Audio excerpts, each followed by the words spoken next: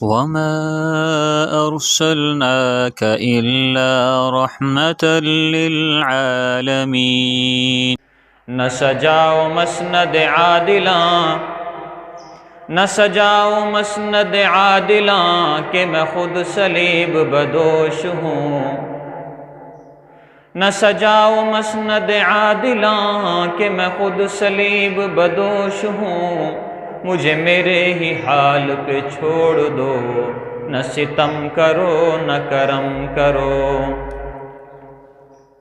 न सजाओ मसनद आदिला कि मैं खुद सलीब बदोश हूँ। मुझे मेरे ही हाल पे छोड़ दो, न सितम करो न करम करो। मुअज़्ज़िज़ सामीन करम, अल्लाह रब्बुल इज़्ज़त के यहाँ दुआ है कि अल्लाह ताला जो अल्फाज मेरी ज़ुबान से अदा करवाएं, हक़ और सच अदा करवाएं, और मुझे और आपको इस पर अमल करने की तौफ़ीक़ अता फ़रमाएं।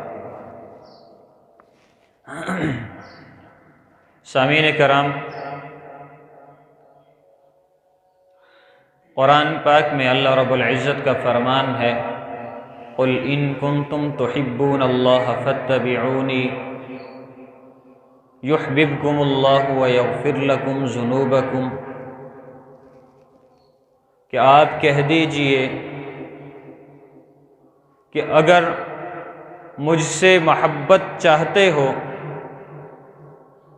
तो फिर मुहम्मदुर रसूलुल्लाह सल्लल्लाहु अलैहि वसल्लम की इत्तबा करो।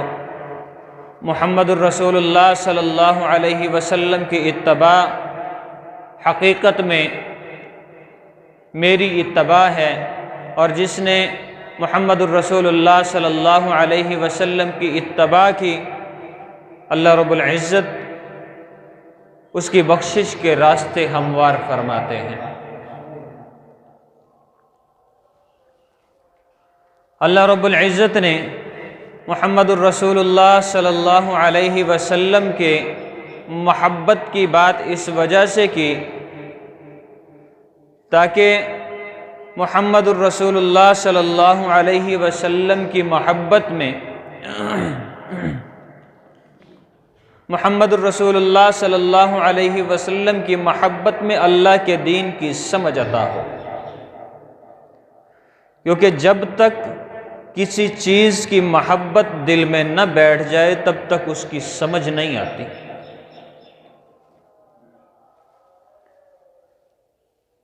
अल्लाह रब्बुल इज़्ज़त ने माँ को पैदा फरमाया और अपनी औलाद के लिए बड़ा शफीक बनाया। अब अपनी औलाद की बातें जानने के लिए सबसे ज़्यादा महारत माँ के पास होती है। दुनिया में सबसे पहले जब बच्चे को भूख लगती है, पता माँ को चलता है कि मेरे बेटे को भूख लगी है। बच्चा बोलना शुरू कर रहा होता है, अभी उसकी ज़ुबान से निकलने वाले अल्फाज इस किस्म के नहीं होते जो समझ में आ जाएं, मगर माँ को समझ आती है। अगर बच्चा सवाल करे अपने वालिद से या किसी आने वाले मेहमान से, अपने चचा से, ताया से, किसी से भी सवाल करे, उसकी समझ में नहीं आता। माँ समझाती है कि आपका बच्चा, आपका भतीजा, आपका भांजा ये बात कर रहा है। ऐसा है कि नहीं? उसकी वजह क्या है? अल्लाह रब्बुल इज़्ज़त ने 9 माह उस माँ के पेट में बच्चे को रखा। उस तकलीफ़ की वजह से उसमें उल्फत पैदा की, उसके दिल में नरमी पैदा की, दिल में दर्द पैदा किया, दिल में मोहब्बत पैदा की। फिर 9 माह की तकलीफ़ के बाद अल्लाह रब्बुल इज़्ज़त ने इस दुनिया में उसे भेजा।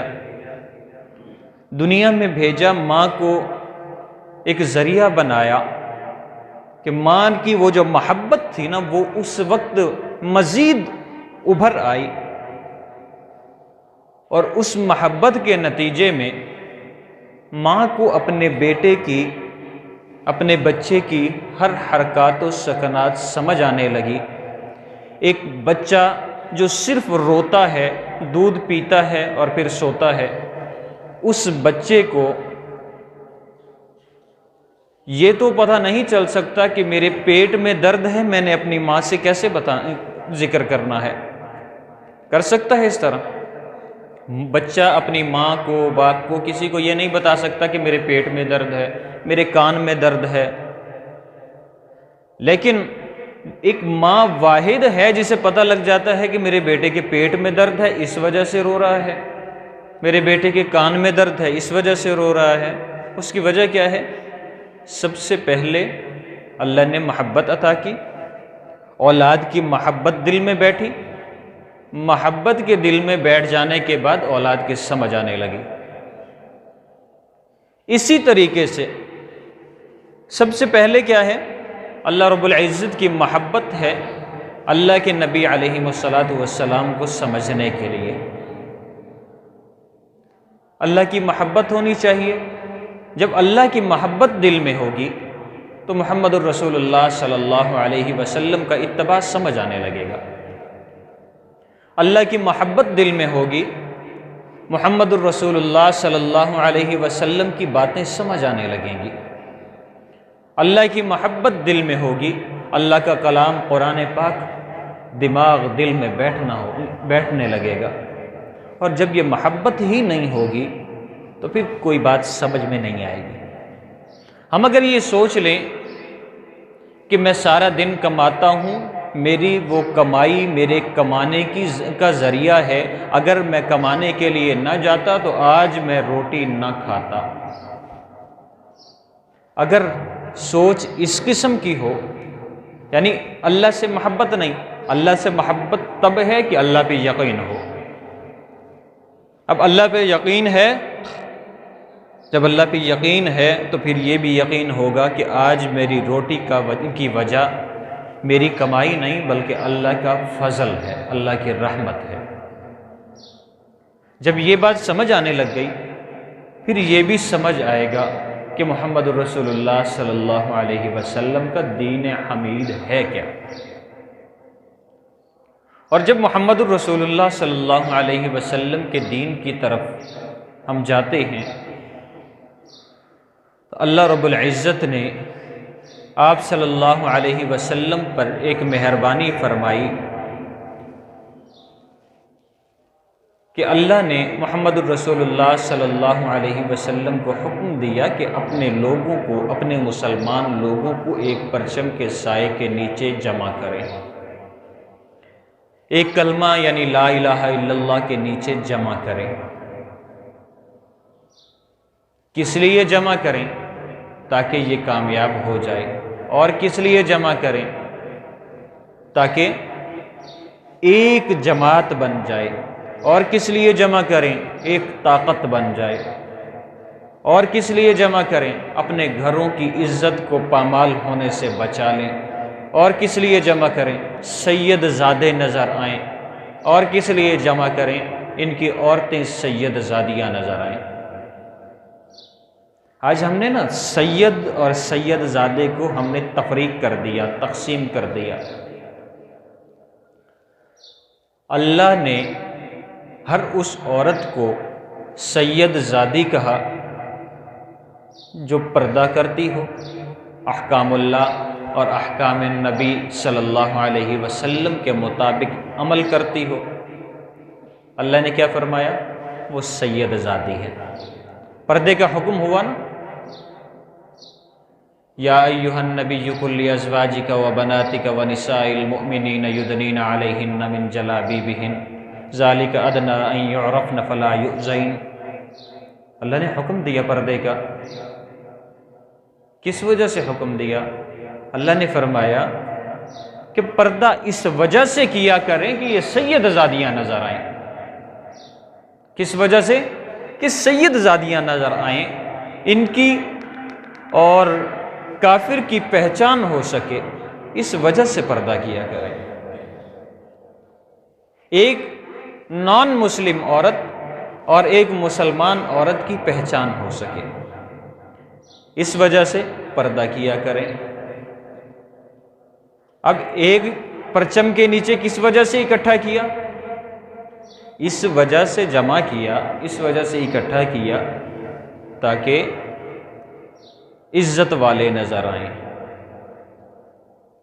दुनिया पर गालिब नजर आए, दुनिया पर गालिब नजर आए, हो अल्लाह का बंदा मुहम्मदुर रसूलुल्लाह सल्लल्लाहु अलैहि वसल्लम के मानने वाला और मगलूब हो जाए, ये नहीं हो सकता। और अगर मगलूब होता है तो उसकी वजह है। वजह क्या है? दिल में उलमा का बुग़्ज़ आ जाता है। जब हमारे पास सबसे निचले दर्जे पर एक कुरान का नाज़रा ख़ां है, जिसने कुरान पाक को नाज़रा पढ़ा हो। अब नाज़रा कुरान पाक पढ़ने वाला और पूरा कुरान नहीं, सिर्फ एक सूरत पढ़ने वाला, वो अंबिया अलैहिमुस्सलातु वस्सलाम का वारिस है। हमारे दिल में सिर्फ उसके लिए नफ़रत पैदा होती है, उसके लिए नफ़रत पैदा होगी। वो बुग़्ज़ इतना ख़तरनाक होगा कि मुकम्मल कुरान जिसने नाज़रा पढ़ा हुआ है उसके लिए भी हमारे दिल में नफ़रत पैदा होना शुरू हो जाएगी। और जब मुकम्मल कुरान पढ़ने वाले से दिल में बुग़्ज़ पैदा हो गया तो फिर आहिस्ता आहिस्ता ये होगा कि एक कुरान की सूरत हिफ्ज़ करने वाले से नफ़रत होना शुरू हो जाएगी। और जब एक सूरत वाले से नफ़रत होगी तो फिर अगला स्टेप ये होगा कि पूरा कुरान हिफ्ज़ करने वाले से नफ़रत होगी। आजकल एक आम मिसरा सुनने में आता है, ओ मौलवी, ओ हेलो, ओ हाफिज़। अक्सर आम रूटीन में ये हमारा तकिया कलाम होता है। एक हाफिज़ हमारे नज़रिए के मुताबिक किसी काम का नहीं होता, उसकी मुआशरे में कोई वैल्यू नहीं होती। एक कुरान का हाफिज़ हो जिसने सिर्फ मदरसे में पढ़ा हो, उसे उर्दू लिखना पढ़ना ना आती हो, तो हमारे नज़रिए के मुताबिक उसके पास दुनिया व माफिहा का किसी किस्म का इल्म ही नहीं है। 6666 आयात याद करके आया है। असरी तालीम वाले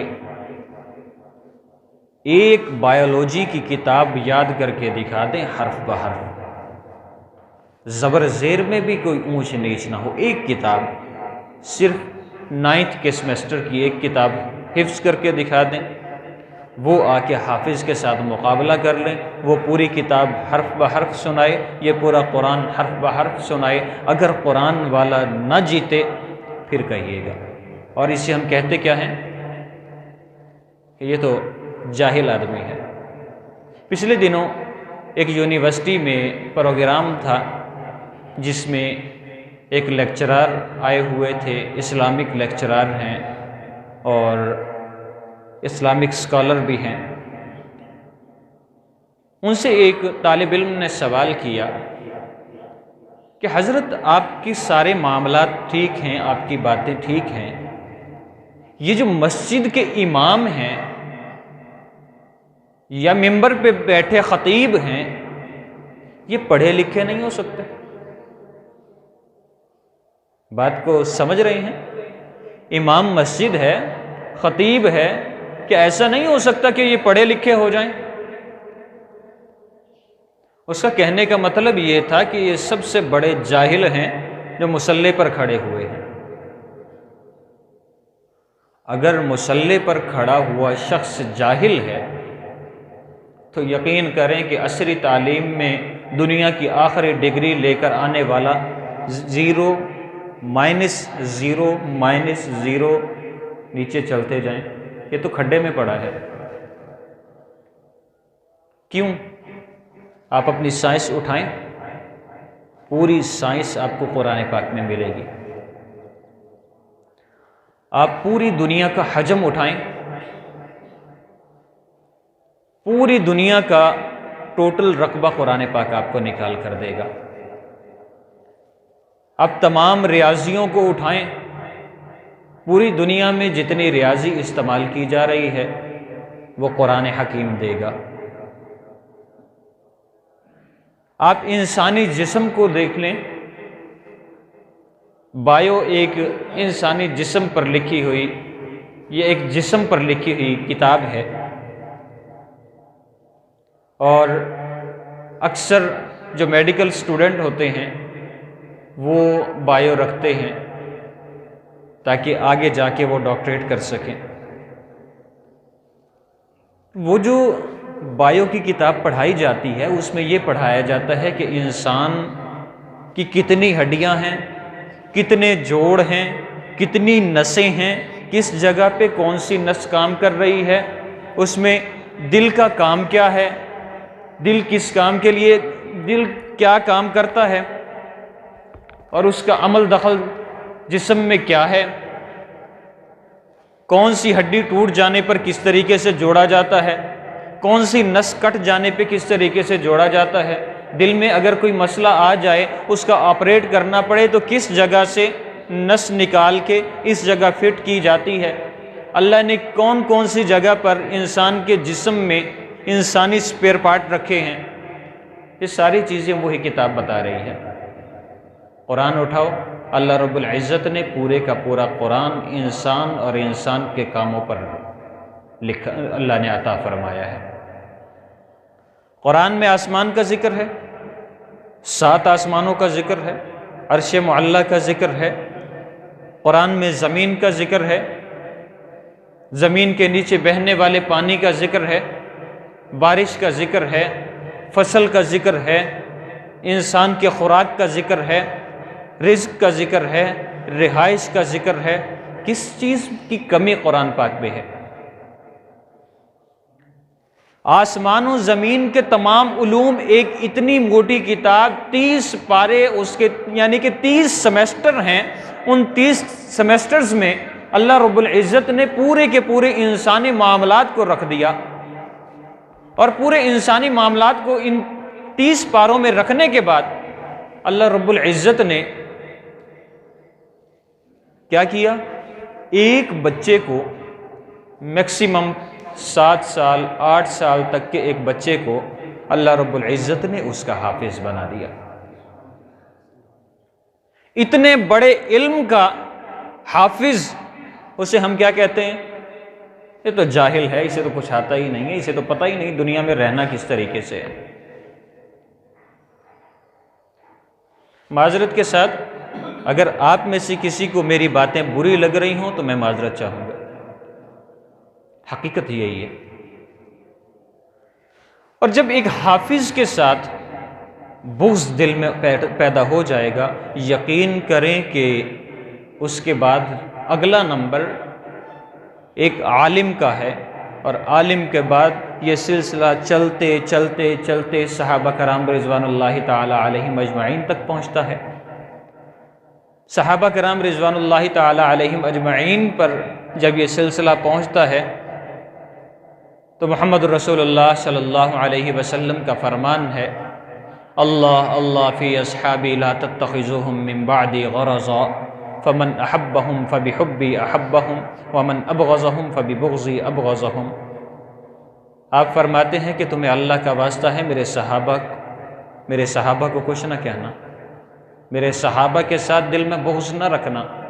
जिसने मेरे सहाबा से मोहब्बत की गोया उसने मुझसे मोहब्बत की, और जिसने मेरे सहाबा से दिल में बुग़्ज़ रखा, कीना रखा, गोया उसने मुझसे बुग़्ज़ रखा। और जिसने नबी अलैहिमुस्सलातु वस्सलाम से बुग़्ज़ रखा, उसका बुग़्ज़ कहाँ जाता है? अल्लाह रब्बुल इज़्ज़त की ज़ात पर। और जिसका बुग़्ज़ अल्लाह रब्बुल इज़्ज़त की ज़ात पर हो वो क्या कामयाब हो सकता है? उसे दीन की कहीं समझ भी आ सकती है, उसे अल्लाह और अल्लाह के नबी की समझ आ सकती है। उसे ये भी समझ नहीं आएगी कि कुरान पाक में जो बिस्मिल्लाहिर्रहमानिर्रहीम लिखा हुआ है इसका तर्जमा क्या है, अल्लाह इसमें इंसान से क्या कह रहे हैं, है ना। बिस्मिल्लाहिर्रहमानिर्रहीम, शुरू अल्लाह के नाम से जो बड़ा मेहरबान निहायत रहम करने वाला है। यकीन करें कि इससे आगे हम नहीं जानते। अक्सर ये नहीं जानते कि इसका तर्जमा असल में कहना क्या चाहता है। अल्लाह ने इंसान को इसमें कितनी बड़ी फजीलत अता फरमाई है। और जब दीन की समझ खत्म हो जाए, दीन हमारे नजरिए के मुताबिक दुनिया का मगलूब तरीन अमल हो जाए, दीनदार ऐसा हमें नजर आने लगे कि ये किसी खाते का नहीं, तो फिर हमारी बेटियां बाइज्जत रह जाएं, बहुत मुश्किल है। दीनदार को बुरा भला कहने वाले, मैं उन्हें एक मशवरा देता हूं कि अपनी आज ही वसीयत लिख डालें कि जब मेरी मौत हो तो मेरा जनाजा किसी जमादार से पढ़वाना, चरसी भंगी ज्वारी से पढ़वाना, किसी मौलवी को ना बुलाना। क्यों? जो सिरे से ही गलत आ रहा है, जिसने मेरी पूरी जिंदगी में जहर घोल कर रख दिया है, वो मेरी आखिरत बर्बाद नहीं करेगा।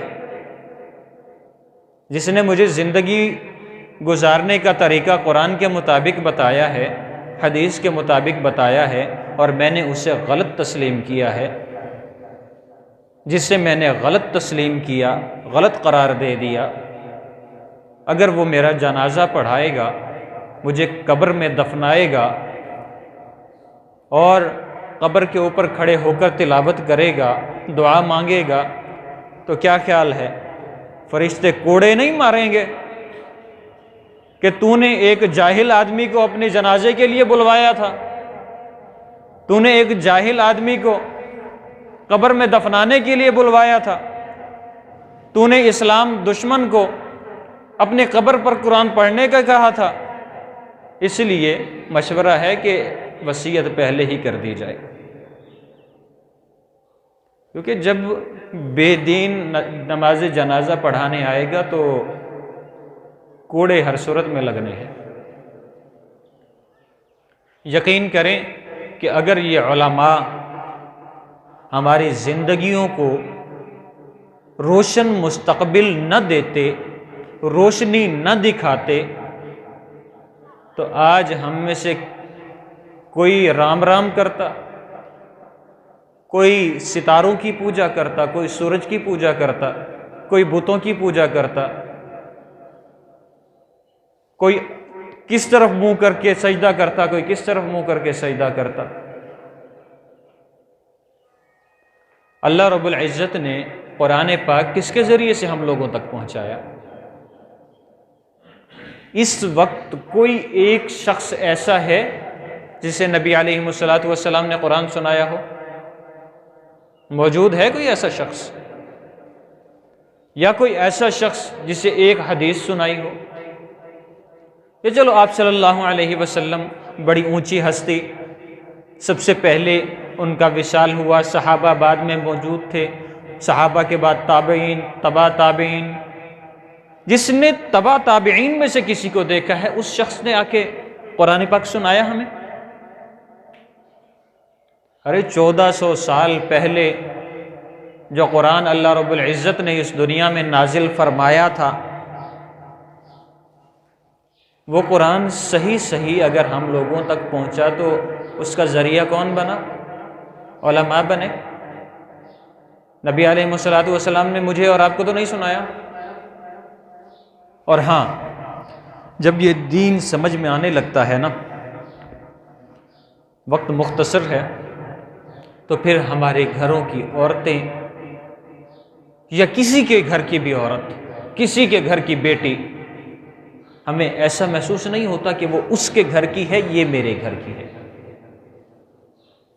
मैं कई दफ़ा पहले भी ये वाक़या सुना चुका कि हज़रत उमर रज़ी अल्लाह ताला अन्हु के दौर में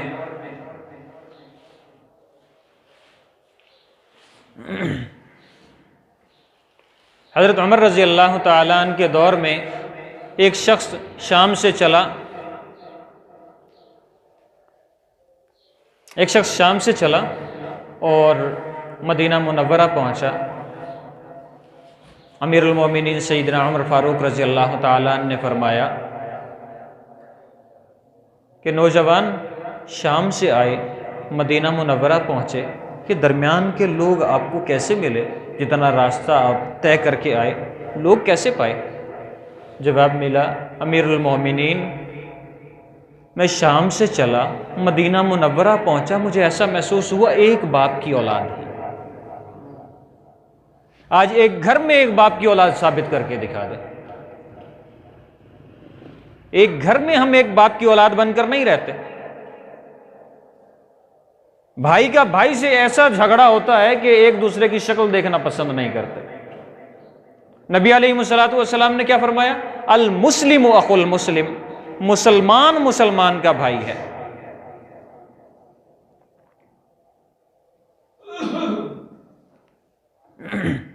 ये फर्श बिल्कुल साफ है, या यहाँ पे ना बिछाएं तो बेहतर है।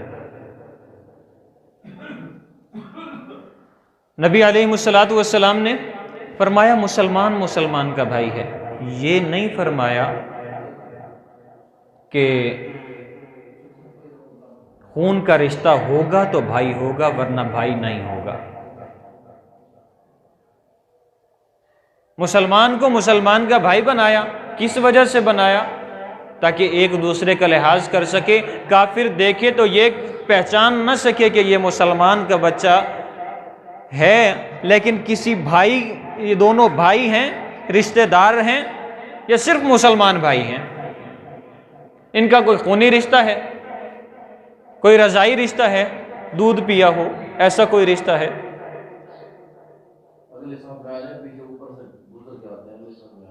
ऐसा अगर कोई रिश्ता है,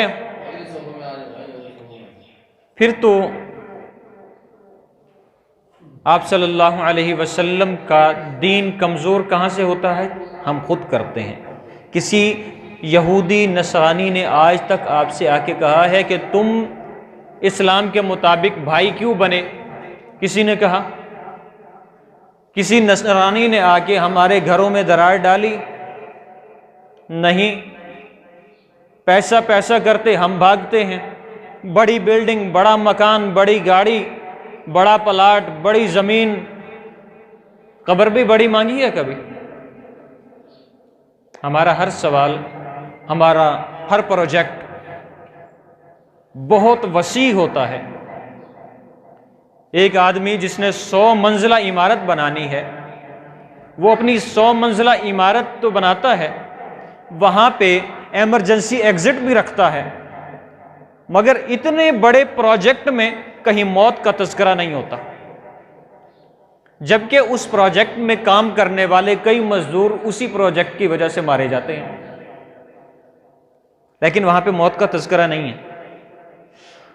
एक ईंट रखने के बाद मौत आ जाए कोई पता नहीं है, लेकिन मेरा प्रोजेक्ट पूरी 100 मंजिल बनाने का है। इतनी बड़ी इमारत होनी चाहिए, इतना पैसा होना चाहिए, इतनी बड़ी गाड़ी होनी चाहिए जिस पर मैं लेटूं, रेशम का बिस्तर होना चाहिए, इतना बड़ा पलंग होना चाहिए, मगर सिर्फ होना चाहिए। और जब कब्र की बात आए, आप दुनिया के अमीर तरीन शख्स बन जाएं, दुनिया के सबसे अमीर बन जाएं, यकीन करें कि कब्र आपके जिस्म के मुताबिक बनाई जाएगी। कब्र में जो अता किया जाएगा लिबास, वो वैसा ही होगा जैसा एक रुपया कमाने वाले शख्स के बच्चे का था, या एक रुपया कमाने वाले का जिस किस्म का लिबास था, वही लिबास आपके अमीर तरीन होने के बाद आपको दिया जाएगा। फिर इतनी लंबी दौड़, हाय क्या हो गया, हाय मेरे पास पैसा, हाय मेरा पैसा, हाय मेरा मकान, हाय मेरी ज़मीन, उसके लिए अपने ही सगों को कत्ल कर दिया, अपने खून को सफ़ेद कर लिया, अपने ही घरों में दरारें डाल दी, अपने ही पाक साफ रिश्तों में दरारें डाल दी, ऐसी ऐसी लड़ाइयाँ कर ली कि एक दूसरे के हुकूक नज़र ही नहीं आते। अपने रिश्तेदारों के हुकूक नज़र नहीं आते, हुकूकुल इबाद जो बाकी आवाम के हुकूक है वो तो बहुत दूर है मेरे भाई, वो तो बहुत देर से अब सामने आएंगे। हम तो अपने हुकूक से ही लड़ते फिरते हैं, अपने हुकूक से ही भागते फिरते हैं। और ये चीज़ तब तक नहीं आ सकती जब तक मैं मर नहीं जाती। मैं को पहले ज़िबा करना होगा, तकब्बुर को ख़त्म करना होगा, उसके बाद अल्लाह का दीन समझ में आएगा। अल्लाह और अल्लाह के नबी अलैहिस्सलातु वस्सलाम की मोहब्बत दिल में बैठेगी। अल्लाह से दुआ है कि अल्लाह रब्बुल इज़्ज़त ने जो मेरी ज़ुबान से अदा करवाया, मुझे भी अमल करने की तौफ़ीक़ अता फ़रमाए और आपको भी अमल करने की तौफ़ीक़ अता फ़रमाए।